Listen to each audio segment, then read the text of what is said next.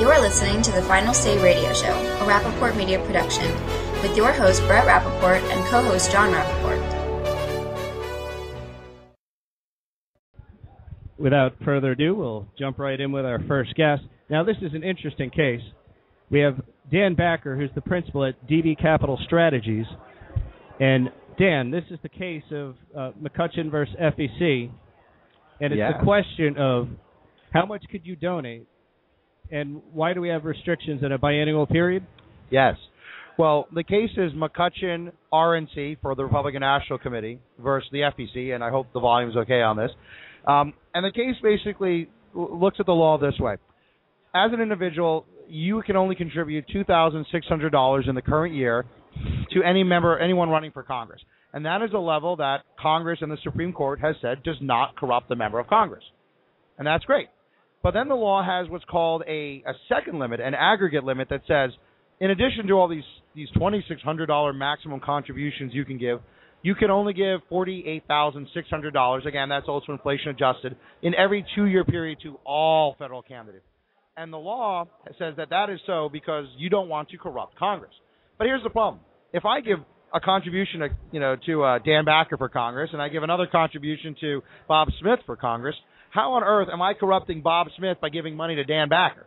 And so this is the problem. The law, in the wake of the series of cases that we've had, now has this idea that there's this individual limit, which is constitutional and can be upheld, and this aggregate limit that simply cannot. And the same applies to political parties like the Republican National Committee and PACs. And so our request to the courts is strike the aggregate limit. Leave the $2,600, but strike this aggregate limit because it unconstitutionally interferes with the rights of speech and association of those who want to give it. Well, I agree with you 100%. I'm a strong advocate of all of our amendments, not just the First Amendment, by the way. I'm a constitutionalist. And I have to say this. Really, $2,600 is going to corrupt Congress? Well, and this is sort of the funny thing, and I was asked this by my client, and he said, well, I mean, $2,600, I can't possibly corrupt anybody for $2,600. I said, yes, that's the point. It's so low that you can't possibly corrupt a member of Congress for it. I believe Rick Perry famously said at in one of the debates where he was performing well that, right, if you think I'm going to be bought for $10,000, sir, I will not be bought so cheaply. But the reality is, at $2,600, you cannot possibly corrupt any member of Congress. So that's what the limit is. And it goes up about $100 every 2 years for inflation. And that's the goal. It's such a small amount, but it's enough that you can have a meaningful impact. Now, this is going to the Supreme Court. What do you think is going to happen at that point? Well, it goes to the Supreme Court. Briefings are beginning in May, and it will be heard in October and argued orally at the court in October. And there's a split of opinion as to what would happen. The general consensus on both sides of the aisle, including those who would disagree with our desires here, is that the aggregate limit on contributions to candidates will fall, so that any individual can give up to $2,600 and to as many candidates as he wants without worrying about an aggregate limit. There's a second line of argument that says the aggregate limit to all party contributions, and so that's the three party, the National Senate Committee, the National Congressional Committee, and the National Party, and all the state parties. The limit on those may still stand. I hope not. I don't think it should, certainly, but there's a possibility that might be upheld, and we're worried about that. But there's another argument that has yet to be raised, which will be raised soon, which is that limit also applies to all political action committees.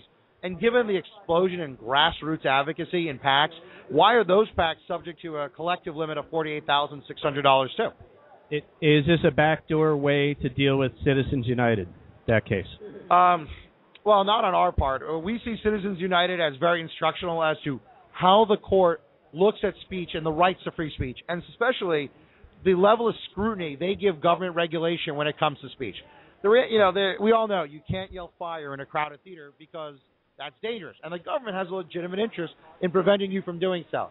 But the government can't say you can't yell fire anywhere within 100 meters of a theater. God, 100 meters. I sound like I'm Canadian all of a sudden. 100 feet of a movie theater, because that's too broad. And the level of scrutiny the court looks at these restrictions on our rights determines what laws will be upheld. We believe the court wants to look at contribution limits with a stricter level of scrutiny than they currently do. But even if they don't, if they look at it with the same level of what they call exacting scrutiny, aggregate limits to candidates should fall. Parties' aggregate limits on party contributions may hold, but ultimately the court is going to lay down, and this is the most important thing, what the standard is by which the government can restrict any of our fundamental constitutional rights. If speech can only be restricted by a strict scrutiny, that means they can only restrict it to in a means that is very narrowly tailored to be as the least restrictive possible. And that is a huge win in itself. It would crush a lot of government attempts to restrict speech in a lot of different ways. That's very interesting. When I look at this issue, I had personally printed off some of, say, Barack Obama's campaign contribution reports from his election run in the first run for president. So you're the one guy who read them. Let me tell you, 1,000 pages. I killed a lot of trees. It was over 1,000 pages. It was a third quarter report. And I was looking through it, and I saw a lot of, now, we don't know that they were foreigners necessarily, but there were a lot of foreign addresses, a lot of foreign names, a lot of things like that, and they were big dollar numbers, 20,000, 30,000 total, range. And so I'm asking myself, we're worried about corrupting Congress. What about the White House? Well, I don't think there's a lot to talk about corrupting a White House that is selling personal meetings with the president for $500,000 at a pop. I think the going rate for an ambassadorship is now $750,000. But yeah, his willingness to play fast and loose with campaign finance law has always been an issue. What I find particularly galling is this is a president who went out of his way to use credit card transaction systems that would allow for foreign contributions to come in, the weak AVS, but at the same time was okay taking text donations in a system that facially discriminates against every U.S. service member serving abroad. Because the text system that was approved for texting contributions only allows for U.S. cell systems. Soldiers stationed in Germany and South Korea, they're not using a U.S. cell phone. And so they're not able to participate. Coincidentally, they don't tend to support President Obama. Funny that. You bring up a point with the soldiers. Every year it seems there's an issue with absentee ballots overseas, either not being counted or just being completely disregarded. And some politicians act as if they're not even concerned about it. Yes, and those politicians are called Democrats. I actually started my career in the Department of Defense's Federal Voting Assistance Program, where I worked on this issue and implementing the MOVE Act, the 2009 MOVE Act. And this law was supposed to help military voters register and vote. And I think under the leadership of Bob Kerry, who since left FAP, we had a real improvement in the ability of military voters deployed to register and to vote. But at the same time, not nearly enough has been done. There's not enough of an effort to ensure that they are properly registered, that they are able to register easily and efficiently the way you could at a motor voter precinct. And then because they move around, we don't have the ability to track this effectively, and their votes still aren't counted enough. So we think it's a really big problem, and a lot of us have raised this flag, and we're looking at good solutions. So, our hope is that in the next congressional cycle, we'll be able to test some new technologies that will allow military voters to participate fully. Well, kudos to you, Dan. It's really a shame that we marginalize these folks because, quite frankly, from either party, irrespective of how it would affect the election, I mean, these are among the only people who actually lay down their lives for our right to vote, to protect that right to vote. And there should be no limits to the length we go to ensure that anybody who wears the uniform of this country has a right to vote, as do their spouses, who very often are tossed about the country and don't have and it's not easy to be registering. They're often home with two little kids, and we should go out of our way to make it easy for them to vote. What's tragic is military spouses and dependent children are covered by the MOVE Act, but as little has been done to help military voters. There's no education effort to these voters, their spouses and their dependent voting age children. They're even worse off. What's amazing is Democrats abroad, however, as an advocacy group, and civilian voters abroad get a lot more attention by the Democratic Party in making sure they vote. And I just think it's really sad. And I think if you're, like you said, if you're getting shot at, you probably should get the opportunity to vote about it. Yes, without a doubt. I want to go back briefly to the aggregate number. It seems to me, and I don't know if you've had a chance through any of your debates or arguments or legislation to address this, but the overall aggregate number is actually tiny. When you think of the fact that the president, and not just him, other liberals who've run for office, basically have the power of Hollywood behind them. They have the lion's share of the major social media players behind them. And so there's so much aggregate. You want to talk about aggregate power, 30, 40, 50,000, or even hundreds of thousands are a drop in the bucket, virtually irrelevant to controlling a campaign when in comparison. Yes, and if there's one incredibly stupid and disingenuous argument the left has raised in this debate, is they're arguing that, well, if you strike the aggregate limit, some rich people will come in and they will donate something like $2.5 million, the maximum amount, to every single federal candidate in every election. Here's the truth. If somebody's going to drop $2.5 million, they're going to drop it into a super PAC, and they can do that right now. What's going to happen if we win is not multi-million-dollar donors. There may be a couple of those. What really happens is that small business owners and successful individuals will probably go maybe 5 or 10 to 15,000 more than the limit now, which means a slight increase in available capital to non-incumbent challengers of sitting politicians. And that is the real threat of aggregate limits. Aggregate limits refines where you spend your money, and by and large, people who have the ability to spend at that level want to support a network of existing friends and interests that are based around incumbents. So this is really, like most campaign finance, is about protecting incumbents and punishing challengers.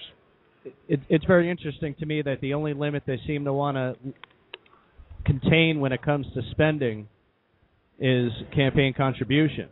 You know, we have such a spending problem in this nation, you think that... But the other thing is, when you're looking at the uber rich, do I have to mention Soros, Buffett, Gates? I mean, who were they supporting in the last election? Oh, you know, it's a nonsense argument. For every Soros and Buffett and Gates, there's an Adelson and a Simmons.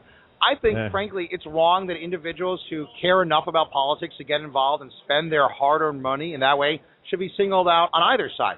I want more people putting more money into politics because, as we learned in the presidential primaries and in the congressional primaries last cycle, that means more information, more competition, better candidates, better opportunities for voters. When was the last time anybody in Arizona mattered for purposes of a presidential primary? Absolutely. And as you pointed out, Dan, you said there's a need for better tools and more tools.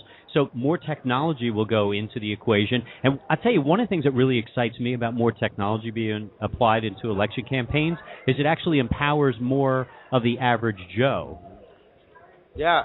I think CPAC, where we're at, is a great example. The number of bloggers here goes up hugely every single year that I've been here. And that's a reaction to the fact that people who care about politics can use affordable technology over the Internet to have a bigger difference.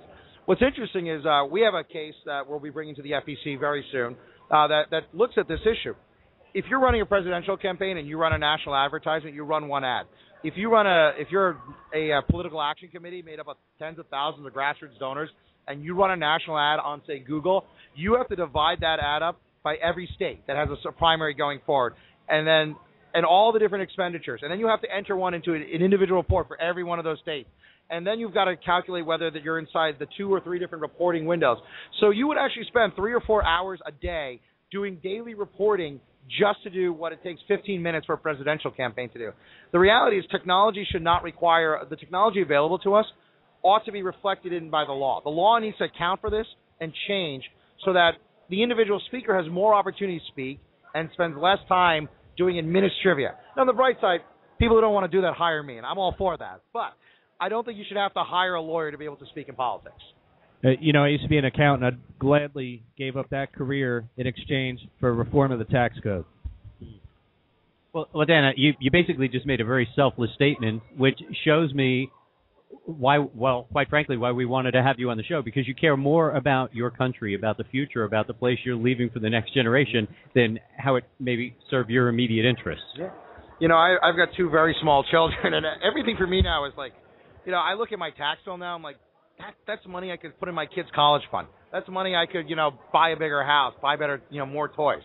And, when I see what our government and this administration is doing, they're burdening my poor little kids with this massive exploding debt. And why? We're not going to have fireworks for the 4th of July in D.C. We're not going to have White House tours. But we've got $250 million to send to people in Egypt who hate us and are going to shoot at us eventually. It is absurd to me, and it is hypocritical, and it is awful. So I'm all for a smaller, simpler government that requires less lawyers and less accountants and leaves more freedom and liberty in the hands of individuals. I would gladly do without that work. I'm a lawyer. I'll always be able to sue somebody. I'll watch what I say. Dan, anyone who wants to find out more information about you and about this case, where could they go? Do you have a website? Absolutely. We're at DB Capital Strategies, but that's a real long URL. So I recommend Googling my name, Dan Backer, and I'm about the top 8 or 9 hits, none of which I paid for, except for the guy in Boston who has my name and helps dogs. He's a better person than I am. But Google Dan Backer, and it'll take you to dbcapitalstrategies.com. We have a lot of information on all our litigation against the FEC. We have 5 open cases against them right now, trying to expand free speech. Excellent. Dan Backer, thank you so much for joining us here on the Final Say Radio Show. Good luck with that case. We hope you do we hope they do the right thing. Thanks so much, and look forward to talking to you guys again soon. Great. Thanks, Dan. Pleasure, Dan.